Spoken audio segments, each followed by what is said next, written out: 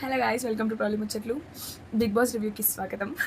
Okay, coming to the point. Sanjana గారు అనుకుంటుంది దొంగతనం చేయడం లైక్ జనాలకి బాగా నచ్చుతుంది, అందుకని కంటిన్యూ చేస్తున్నట్టుంది. బట్ చిరాగ్గా ఉంది మేడం. స్పీకింగ్ హానెస్ట్, నాకు అనిపిస్తుంది ఆమె ఏం ప్రూవ్ చేయడానికి. లైక్ ప్రియా వినట్లేదు అంటే ప్రియా చెప్పింది కూడా కరెక్టే కదా. నేనేం ఇక్కడ దుప్పటేసుకొని పడుకోవాలన్నా? 24 గంటలు చూస్తూ ఉండలేం కదా.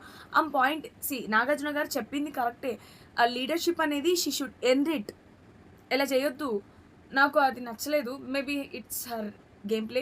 హరీష్ గారు టాపిక్ లేకపోతే అసలు పూట గడిచేటట్లేదు నాకు.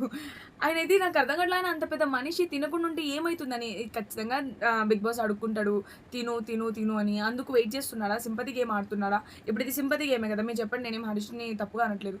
సింపతి గేమే కదా. ఆయన అంటున్నాడు ఇలా నా నా వైఫ్ అలా ఉంటుంది, బయటికి అలోన్ ఉంటుంది, బయటికి ఎలా పోటీ అవుతుందంటే ఇంకేం చేయలేం. నువ్వు చేసుకున్నది అది, అలా అని ఉండకూడదు. అనడం చాలా పెద్ద తప్పు. ఆడోళ్ళు అనడం, అది నువ్వు ఫన్నీ వేలో అన్నా, ఏ వేలో అన్నా అది తప్పే. ముగ్గురు ఆడోళ్ళతో ఆడుతున్నా అంటే ఒక అబ్బాయిని, అమ్మాయిని అన్నట్టే. నువ్వు అమ్మాయివి అన్నట్టే అది. వెరీ బిగ్ స్టేట్మెంట్ అది. ఆయన ఎందుకు అది యాక్సెప్ట్ చేయట్లేదు? నువ్వు వేరే మీనింగ్‌తో అన్నా కూడా అది బయట అలా ప్రొజెక్ట్ అవ్వలేదు. ఒక 10 మందిలో 1 మెంబరే అర్థం చేసుకుంటారు ఇట్లా.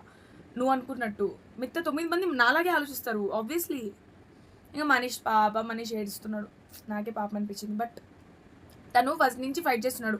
ఇలా ఉండొద్దు, అలా ఉండొద్దు. నేను లైక్ నా పక్కన ఎవరు స్టాండ్ తీసుకోవట్లేదని చాలా మనీష్ ఫీల్ అయ్యాడు. నేను అది చూసాను, అబ్జర్వ్ చేశాను.